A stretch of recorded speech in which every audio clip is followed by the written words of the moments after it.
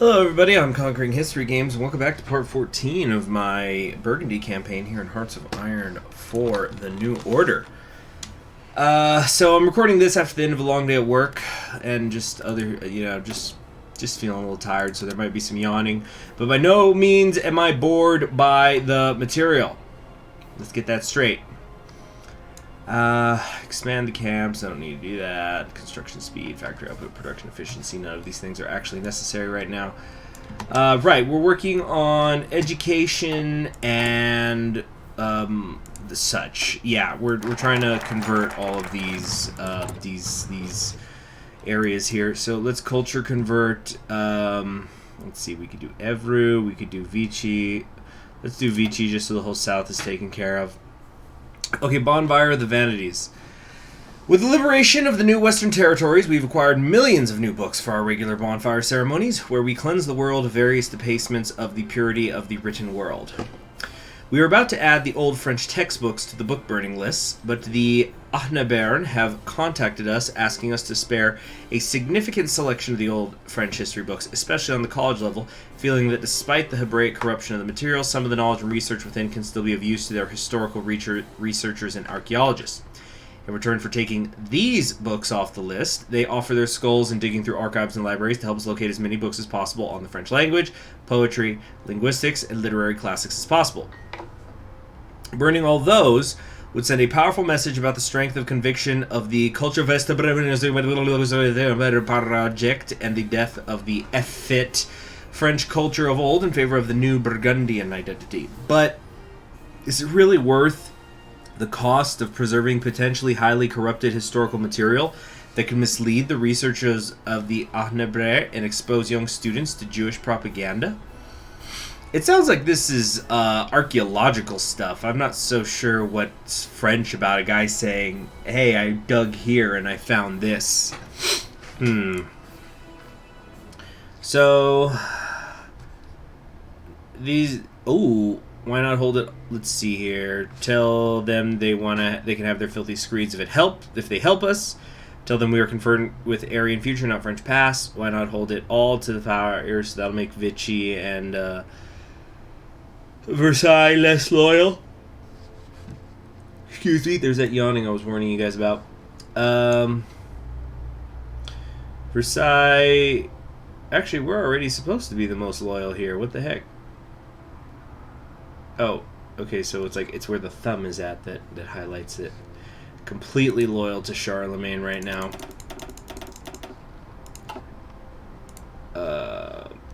Okay. Just utterly, and yet it's, or excuse me, yeah, loyal to Charlemagne, loyal to Wallon, so who cares? We might do the susceptibility then, because the loyalty's already at 0, so who cares if it goes down by 10? Let's do that. So yeah, let them have their little archaeology stuff, because then we're going to be able to find all the stuff that's actually important. Search for professors. Essential to the rendering of the French and other indigenous people into a great Burgundian mass is the incorporation of the prominent figures among them who have earned the trust of the Reichsführer into positions of prestige.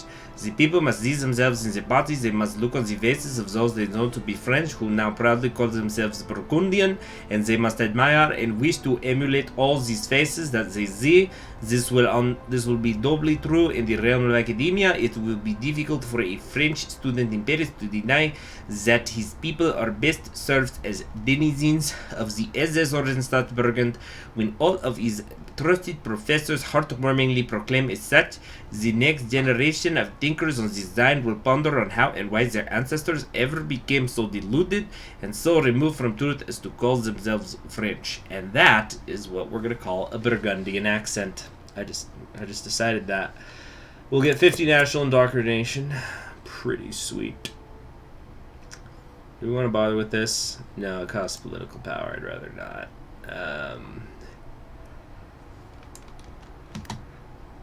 Alright, it's gonna be all night on the night shift. We found another home. You know you're not alone on the night shift. So we're going to get 50 national indoctrination here, and also from the Zimbabwe in every school. So, yeah, well, that's it. Yeah, that'll be the last two that we need. Versailles and Evreux. We'll actually have a little bit more, because after that is the 20 thing. Successful investigation. Oh, unfortunately, it was a dead end, though. This is very sad. No doubt, no doubt. What is this? What is this? What is this? What is this? Uh-oh. The silos stand empty. The Ordensstaat has for years now stood as a global beacon of industrial success. It's not without a cost. Plow was traded for wrench. Silos would quietly begin to store less grain. There was less grain to store, yet we did not falter in our efforts, for the world is full of grain. Now and again, the silos once again begin to grow empty, and once again, the WVHA would simply secure further imported grain from the Ukraine. Men could eat and return to their production lines day in and day out. But the Ukrainian grain shipments have ceased. No longer do trains full of Eastern grain top off our silos. This situation is not forlorn, but upon the horizon looms a hideous famine which looks to put the plans of the Reichsführer SS at risk, and such cannot be allowed. Okay, so we're about to starve. Probably should do something about that. Managing the famine. This is unexpected. I have heard nothing of this. Throughout our nation, the might of industrial arms and mechanical giants sprawl to create more and grant our state more power, so that we may truly display the might of Aryan workmanship through the broken hands of subhuman servants. Steel, firearms, ordnance, electronics, raw ore, and beyond. Anything one industrialist may be able to dream of, they can find here, processed through the chain-charred hands of those who call us masters. However, disaster has struck us in a pseudo-Bolshevik scheme unbeholden to destruction of purity in our world. Famine has sown its seeds throughout the Ordensstaat as the weakened bodies of our slaves fall one by one from the factory workplaces. They die from lack of food and health. They cannot stand, as our slaves need to be in able conditioning in order to produce the greatest quantity of equipment available. It's time to begin exploring other options in order to stave off the effects of this famine and find for ourselves a new way to produce food in these dire times of scarcity. Currently, we are prioritizing nothing. Current stores are 20,000. We can carry over 20,000 food from one month to the next. So we're going to get industrial or surveillance deterioration if we're not careful. Okay, I'm not actually seeing what helps this. Or is this going to be like focuses? The arrival of famine brings ill portents for the Ordensstaat. While the loss of unskilled native labor can be shrugged off, our other personnel are far more valuable and need to be preserved. Every month, both our skilled workers and our security police will consume food from our reserves. Should either suffer a deficit, it will start contributing to nationwide decline. Failing to feed the skilled workers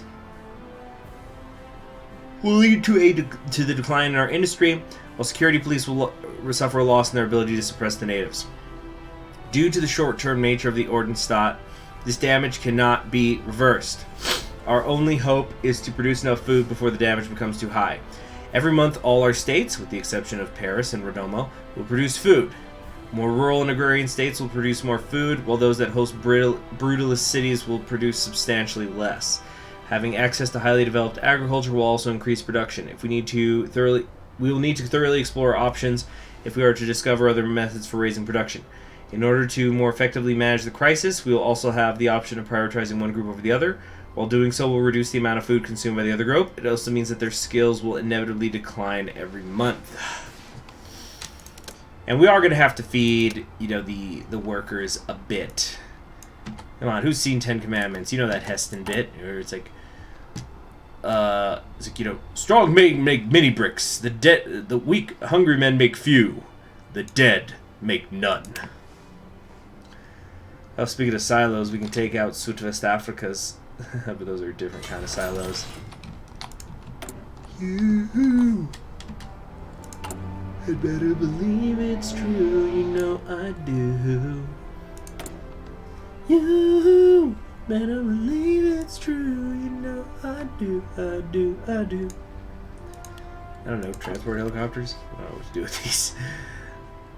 Ooh. So is there a focus for dealing with this? True goal, yep. Final message. National food reserves will increase.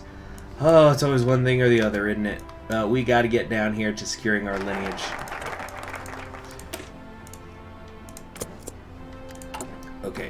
first things first, let's spend this new 50 I just got.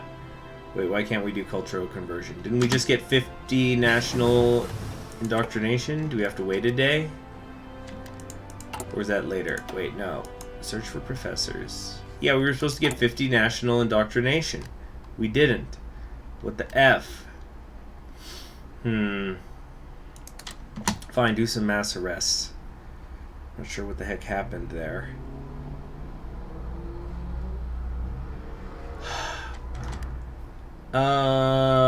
Vichy, Everu. No, I don't want to spend any right now. Okay, what the heck is this? Jean Mabier in every school. He's an artful and verdant defender of the right of the Aryan race to proclaim its dominion over the fields of Europe. Okay, we need to allow him to aid in the conscription of his compatriots. Let every pupil in school read and remember the wise words of Mabier. Oh shoot, no, I didn't mean to fuck. Oh, I think that just screwed me actually. I was at like 18 days. Oh no. No, don't do that either.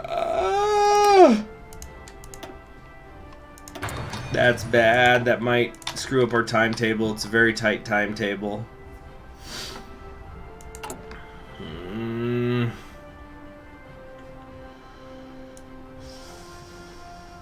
Stabilize the boars.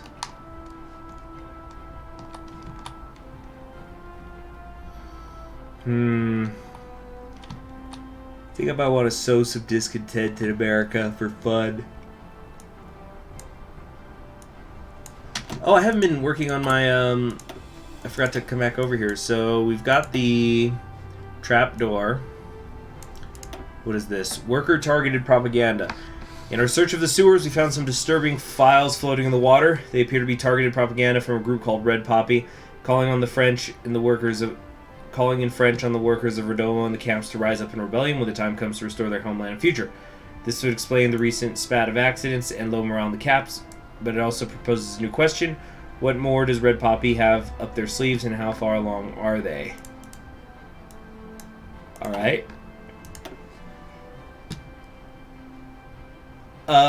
Let's set a trap then instead, right? This was the dead end.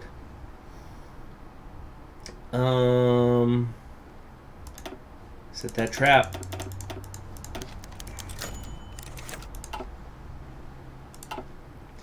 Probably should work on somebody who's not 100% suspicious of me at this point.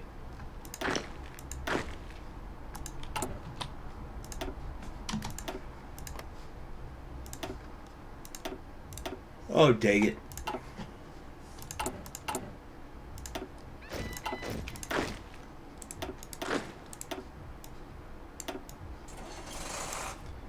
Okay. Oh, let's get infantry. Bert Eriksson.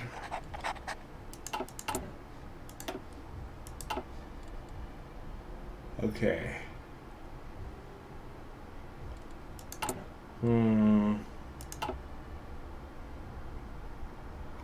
Oh, sorry, I didn't realize we were still paused. Alright, cool, that's done.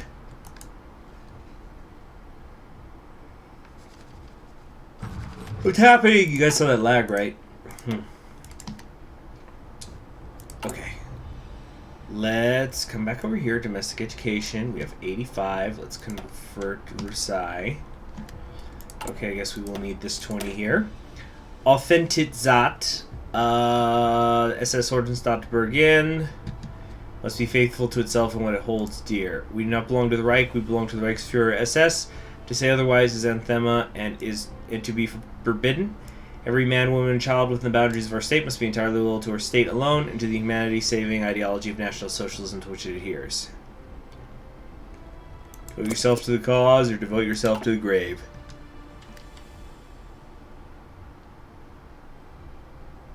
You know what, guys? I'm just gonna be right back. Okay, I'm back. Yeah. Just had to lay down for a little bit and just decompress. So, where were we? Yeah, now that I'm done decompressing, let's continue our genocides. We could sow some discontent in America, which I think I want to start doing. Chemical weapons have been used here, but now I do want my side to win. Although there's something to be said for maybe getting to work on this uranium stuff, you know. Expand the uranium mines in Burgund. Our uranium supply will go up by 1. But yeah, let's get started on some of that stuff. I've been putting it off. So we got to come over here. Let's increase how many laborers we have. Then expand the uranium mines. Do they just instantly go away? It's not instant, but quite a few disappear. Okay, unexpected setback. No, it wasn't. We knew this was coming. Alright, what's going on here? Frequent parties. Bribing the dealers and integrating ourselves into the drug distribution network that keeps Charlemagne awake has yielded some interesting... Maybe that's what I just need to do, is do some meth. It'll keep me awake. There's no side effects, right? I'm kidding. Don't do meth, kids. Seriously, don't. Quick tangent. So, as many of you know, I attended New Mexico State University in New Mexico. Especially if you're somebody out of the United States and you've heard of the state of New Mexico, it probably was because of a little show called Breaking Bad. And yes, meth is in New Mexico, but it's certainly not at the scale that you see the show and you think there's like, oh, there's Walter White is cooking meth on every corner or something. I guess some people think that.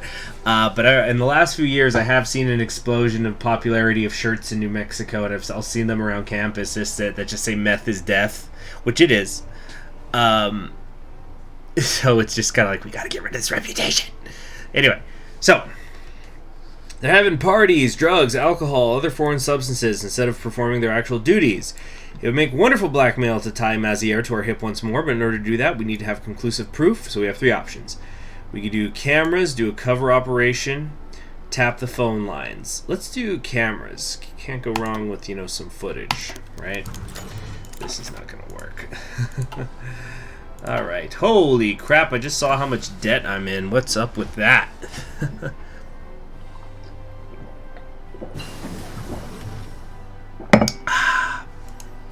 Oh yeah, definitely feeling refreshed. I think it's because I drank a little bit of an aperitif too, because my stomach was sort of hurting. Let's see here. Hey, here's a question. Do you guys ever get that feeling like when you hear about somebody getting an injury of some kind, or you see someone get an injury, that you kind of get a tingly feeling or a tickling sensation wherever it happened? Because I was getting that really bad the other day. A friend of mine was he's a physical therapist, and he was explaining how a muscle, I won't even say where it is because I don't want to. It's not the groin, but he was just explaining to us a part of the body and like a tear that could happen and like how it happens and how it could actually be semi-frequent. But he was actually explaining to us how it actually works and how it happens, and we were just ugh. And I know I was like getting really itchy in the spot that he was describing, and so I just started scratching that part of my body and also kind of rubbing it a little bit, like, come on, muscle, don't tear, you'll be okay, it's not gonna happen to you. Alright, I don't even know what to do. Freaking who cares what I build at this point? I don't need military factories. Oh, you know what? Let's build reactors for fun. But we need infrastructure first. Yeah, it's like a dark version of my Glen America campaign. We're building reactors also for nuclear missiles, but these ones we're probably going to actually use. I don't freaking know what to do. I don't know, main battle tank or whatever? Who cares?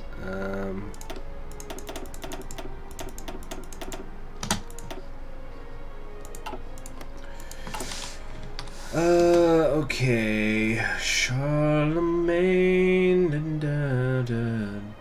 Whoa! What's going on with this labor ratio here? Let's fix that.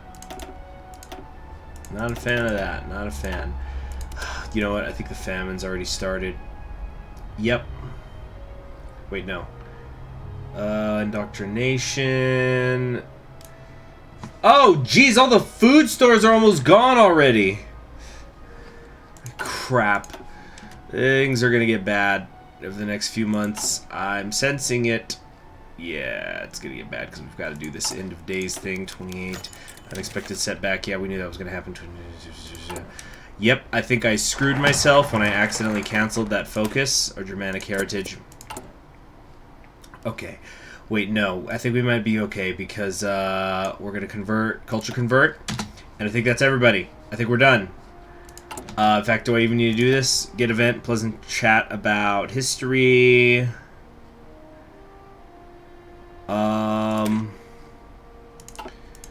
Okay, the Empire of the Franks that grew from what is now the Ordensstaat conquered itself west and east and became the predecessor of two brother nations, Germany and France. These two countries' sibling rivalry would be the primary feature of the history and politics of Western Europe for over a millennia. Through the wars fought between these brothers, they cultivated a sense of themselves as something necessarily opposed to one another. They became defined by their mutual opposition or mutual hatred to each other. The day the SS raised their flag over the realm of Burgundy, the birthplace of the brother nations of Western Europe, was the beginning of the final days of this petty rivalry. The Führer's victory over the Western Franks might have been a lasting one which answered forever the winner of the brothers' quarrel, but now the time has come for the animosity to be set aside and for victor and defeated alike to recognize their comic Germanic heritage. The descent of the French from the same conquerors that spawned the ancestral predecessor states of the Reich belies the ability of the French to be incorporated into our new Reich, if we should but will it to be so. It reminds me of this book I read by Leon Uris. If you're somebody who's into, like... Okay, so Leon Uris was a Marine during World War II, and almost all of his books are essentially about World War II, being a Marine, or being Irish, with some rare exception. Funnily enough, his most famous book is about none of those things. That would be Exodus, which is about... gosh, what would I say Exodus is about? Fundamentally, Exodus is a fictionalized account of the founding of the State of Israel in 1948, and the events that happened before, during, and after. Or not really too much after, but it's like, you know, anyway. But Leon Uris, he has this book called Armageddon, which is about, it's about essentially the American occupation of Germany after World War II, and then it kind of goes a little bit into the beginnings of the Cold War. So, like, for example, the final third of the book is dealing with the siege of Berlin. You know, when in the Berlin airlift to get supplies and stuff to it. Anyway, but there's a part when so the main character is in charge of a fictionalized town in Germany in the American zone. And he's trying to stop his men from fraternizing with the German women, and then he's got this one French advisor, and the French advisor's like, "This is what we do. We mingle our blood and sweat in the bedroom." And he's just like, and the guy's just basically telling us, like, you know, we've been to war, we've been doing this for centuries. This is how it works. You win, you bang the local women. That's how it works. And then that gets into a whole discussion about the Rhineland bastards after World War I. But we're totally off track now. Right now, we want to read what's in a name. The citizens of Orleans clapped intensively at the new sign reading Rauthes der Aulstadt was unveiled in their city hall. Much to the perturbation and disgust of the older generation, some of the young teens and children seemed to be genuinely excited. After an evening of feasting on beer, wurst, and sauerkraut in the Himmelplatz, I should make some sauerkraut. I have it in a little bit. It's good for your gut. The collaborators of Aulstadt went home full of food for the first time in months, and with a slight buzz of alcohol for the first time in even longer. All across France, similar stories played out again and again. Manchler, Mirkauwitzkron, Stephanstadt. Cities, streets, places were all transforming into indelible reminders of the regime to thunderous applause. Yet no one shouted or rioted. Very few dared even protest silently by averting their eyes. Watchful men in black patrolled along the sidewalks, atop the buildings surrounding the plazas, along the paths in the parks. There would be no chaos. No insurrection. As the sun set on the dark heart of the black spot of Europe, there were few reminders this place was once known as the City of Lights, an oppressive darkness ensured by the rationing of electricity and the poor quality of bulbs in the street lights. Yet the buildings of government still blazed with light, the last vestiges of the city of old, yet at the same time the heralds of its funeral. For the celebrations in the government buildings that night were those of the men that killed old France. Only a handful of locations where the officials... probably supposed to say only in a handful of locations where the officials of government not enraptured by their rations of beer and the blazing of film projectors showing the final wave of German renamings. One such place was a minimally decorated conference room, in which a committee quietly voted to scrap a renaming proposal for Paris for fear that being one humiliation too much for even the Untermensch to bear. And in a different building, in an even more Spartan office, a pale, aging man finished his paperwork, eager to leave Paris and return to his home in Alsace. He looked at his wall clock, then at the new map he had been delivered that day. The Reichsfuhrer read the names and smiled. Soon the last lights would go out.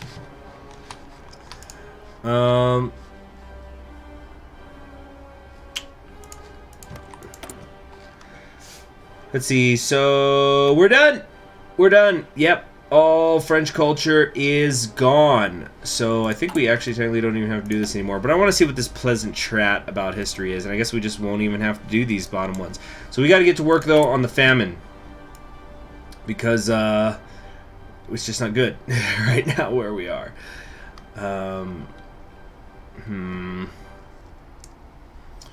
Internal investigations. Langmark oversight. Kampen. Where's all our officers going? They're just starving? Shit.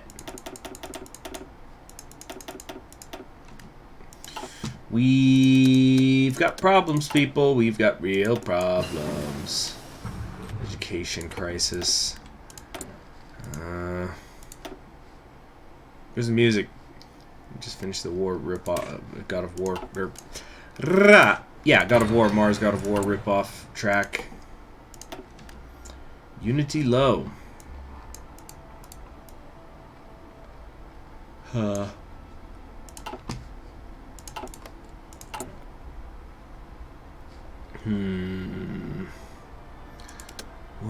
are we gonna do? This is all done. We can just close this now. Domestic education. Alright, let's read this. It seems like a good way to maybe end the episode. So, you're saying the Jews...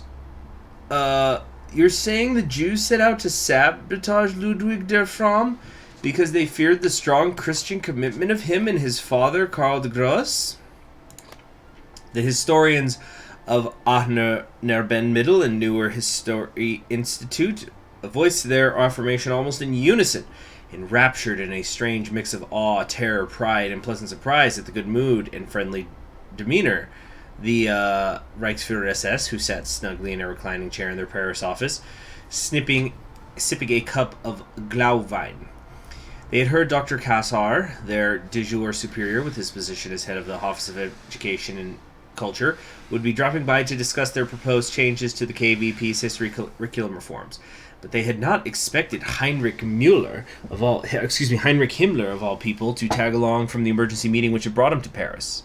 The good doctor himself sat silent and seemed terrified in the corner, but the Reichsfuhrer did not notice, smiling from ear to ear and flipping through one of Abernathy's textbook. Remarkable, remarkable! Oh, he's smiling, wow. It's so good to put aside the time to speak with men of true skill and vision in the intellectual sphere once more. It has been too many years. I have spent many a moment between the Franks... I have spent many a moment between meetings recently reflecting on the shared Aryan history we had with the Franks before they became so... French. Thanks, Philip Augustus. Go check out my Philip Augustus campaign in CK2. Anyway, brilliant work, this book. Even gives some glimpses of the era after the French destroyed France. But did I just see a passage stating Nostradamus might have been an agent of the Jews? The room felt deadly silent, everyone present replaying the last sentence in their mind and trying to gauge whether the Reichsfuhrer approved or not. Eventually, Dr. Kassar cleared his throat. That is the reigning scientific opinion, mein Führer. He noticed the smile fading from Himmler's eyes. But you are in luck. This particular question has been of historical interest for some time, and so Dr. Herbert has recently commissioned a study on just this subject. Haven't you, Karl? Dr. Karl Herbert's eyes shot daggers at Cassar, but he smiled at the Reichsfuhrer and nodded. Indeed, I have very recently approved a student's postgraduate thesis proposal on the question of Nostradamus. Himmler leaned back in his chair, smiling again. The room drew a quiet sigh of relief. History is such an interesting topic. Okay. We've got to do something about the food. Are these mutually exclusive? Not worker priority flag. Alright. Although the Aryan race shall be able to live self-sufficiency once all decadence has been purged, the people, we're not there yet. There's a bottleneck. These measures are only temporary. They will be reversed once the roadblock to utopia is passed. Gets to vent the clinking gears in empty fields. Will gain the national spirit Das Landwirtschaftsamt, which will grant something. Anyway, that's it for today. I'm conquering history games, and looks like we managed to finish up this domestic education thing. No real serious problems. And we will weaken non-Hitler loyalty by minus 75 per month. Very, very good. Gosh, yeah, that much a month. Let's look at the domestic situation.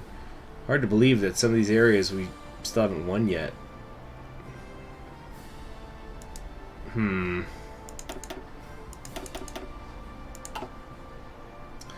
We've got some real ratio problems around here. Shit. A lot of places. 2 freaking officers in that whole state. Alright, anyway, I'm conquering history games. I'll see y'all next time. Have a great one. Bye.